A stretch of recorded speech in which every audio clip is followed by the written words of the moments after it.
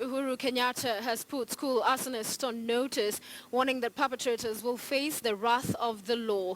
Today, former President Mwai Kibaki also termed the school fires unacceptable and says parents must take responsibility. Divergent views continue to be given in an effort that seeks to bring to an end the wave of arson in schools. Here is Dorcas Wangira with that report. We shall deal with those who think that the answer is burning.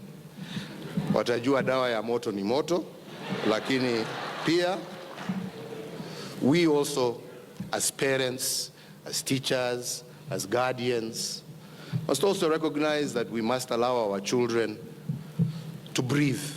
Tough talk from the head of state, who had recently been criticized for being silent as a wave of arson consumed 117 schools in just 2 months.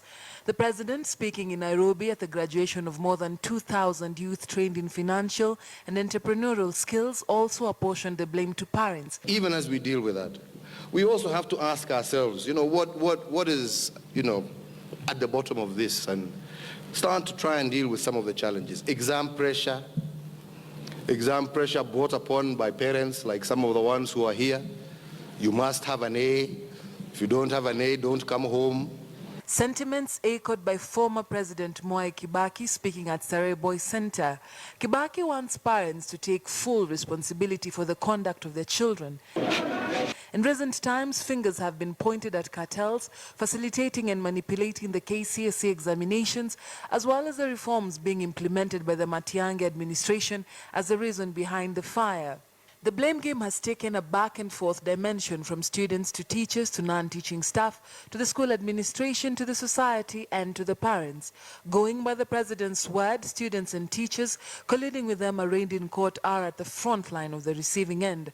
Many parents will have to feel the cost of rebuilding the schools. The pressure to perform, however, many students say, equally comes from the entire education system and society's expectations.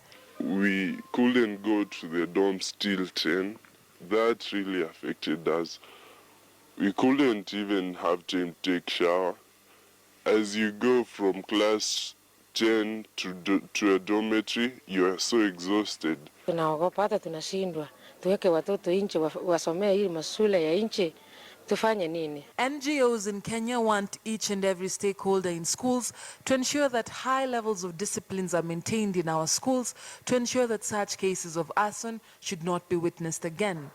And as government, as parliament, we are behind CS Matiang'i in bringing reforms to the education sector.